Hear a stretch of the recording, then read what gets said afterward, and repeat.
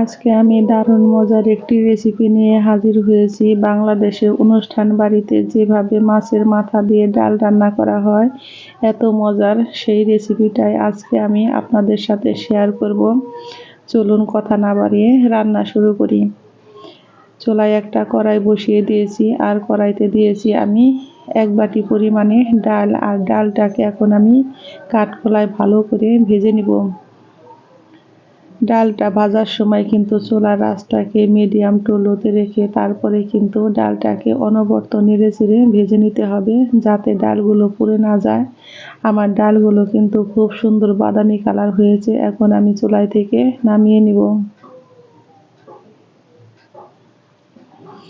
আমি বসিয়ে দিয়েছি একটা প্রেসার কুকার। প্রেসার কুকারের মধ্যে দিয়েছি পরিমাণ মতো জল, 1 চামচ লবণ, আর দিয়েছি পরিমাণ মতো সরিষার তেল 2 থেকে 3 চামচ।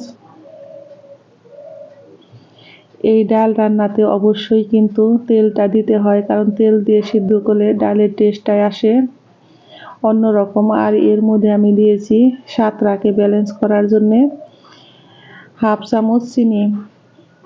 এখন আমি ডালটাকে কিন্তু বেশ ভালো করে ধুয়ে নিয়েছি। প্রেসার কুকারে দিয়ে আমি 3টা সিটি দিয়ে নামিয়ে নিব। আজকে কিন্তু আমি আপনাদের রান্না করে দেখাচ্ছি কালার ডাল মাছের মাথা দিয়ে। আর এই ডালটা খেতে যে বন্ধুরা এত মজার হয় যে একবার খায় সে কিন্তু এই ডালটা বারবার রান্না করে খায়। আমাদের বাংলাদেশে হিন্দু মুসলমান সকলেরই কিন্তু এই ডালটা ভীষণই পছন্দ। আমি মাছের মাথাটাকে কিন্তু বেশ ভালো করে ধুয়ে লবণ হলুদ দিয়ে মাখিয়ে রেখেছি। চলে যাব কড়াইয়ের কাছে। কড়াইতে দিয়েছি পরিমাণ মতো সরিষার তেল। তেলটা গরম হয়ে গেছে। এখন মাছের মাথাটাকে আমি বেশ ভালো করে ভেজে নিব।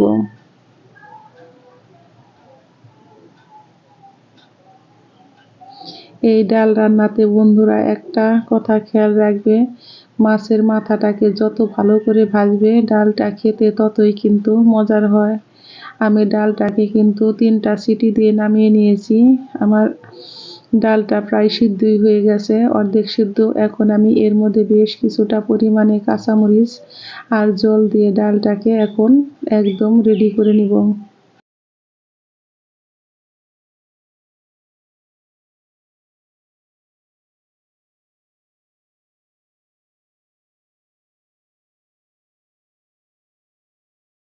আমার এই রান্নার রেসিপি যদি বন্ধুরা ভালো লেগে থাকে একটা লাইক করবে, কমেন্ট করবে, শেয়ার করবে, এবং যারা আমার নতুন বন্ধু আছো তারা আমাকে একটা সাবস্ক্রাইব করতে ভুলবে না। আমি এখন ডালের মধ্যে দিয়ে দিয়েছি 1 চামচ পরিমাণে হলুদের গুঁড়া, মরিচের গুঁড়া, ধনিয়ার গুঁড়া, আমার সব মিশিয়ে ভাঙানো বন্ধুরা, সেই জন্য আমি 1 চামচ পরিমাণে দিয়েছি। আর মাথাটাকে কিন্তু আমি এই ফাঁকে বেশ ভালো করে উল্টে পাল্টে ভেজে নিব।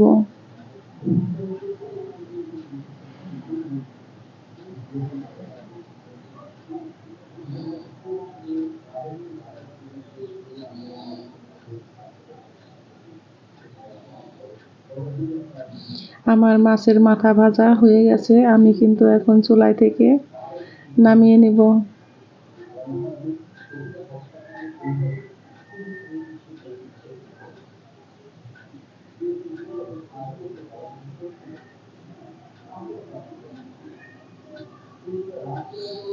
আমার ডালটাও কিন্তু রেডি হয়ে গেছে। আমি ডালটাকেও চুলাই থেকে নামিয়ে রাখবো। আর দিয়ে দিয়েছি আমি অল্প পরিমাণে একটু ধনিয়ার গুঁড়া।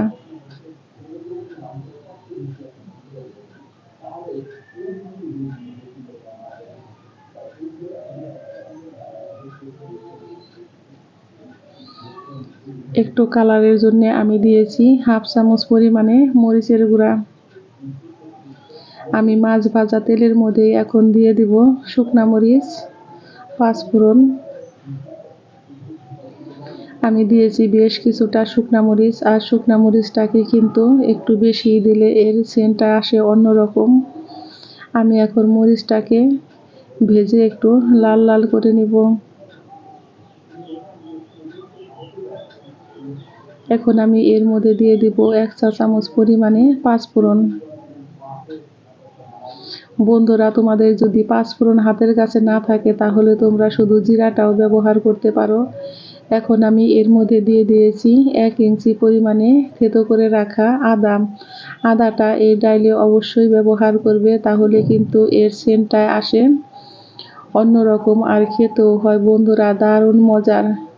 আমি এখন দিয়ে দিব ভেজে রাখা মাছের মাথাগুলো। এই ডালটা রান্না করতে কিন্তু খুব বেশি সময় লাগে না, খুবই অল্প সময়ে তৈরি হয়ে যায়। আমি এখন রান্না করে রাখা ডালটা ঢেলে দিব। ডাল ঢালার সময় কিন্তু খুবই সাবধানে ঢালতে হবে। চুলার আঁচটাকে বন্ধ করে দিয়ে তারপরে ডালটা এরকম ভালো করে ঢেলে দিতে হবে। আমার ডালটা একদম পারফেক্টভাবে রেডি হয়ে গেছে বন্ধুরা। দেখো যেমন সুন্দর কালার হয়েছে, আর ডালটা খেতে এত মজার হয়েছে, না খেলে বন্ধুরা তোমরা কেউ বিশ্বাসই করবে না। আমি এখন এর মধ্যে দিয়ে দিব বড় 1 চা চামচ পরিমাণে জিরার গুঁড়ো। নামানোর আগে বন্ধুরা জিরার গুঁড়োটা অবশ্যই ব্যবহার করবেন।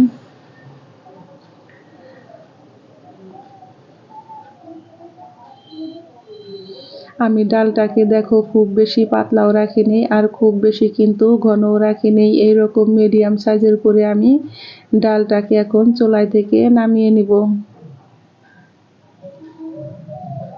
আমার মাছের মাথাটাও কিন্তু সিদ্ধ হয়ে গেছে। আমি এখন লবণটা দেখে নিব ঠিক আছে কিনা। হ্যাঁ, আমার লবণটা একদম পারফেক্টই আছে।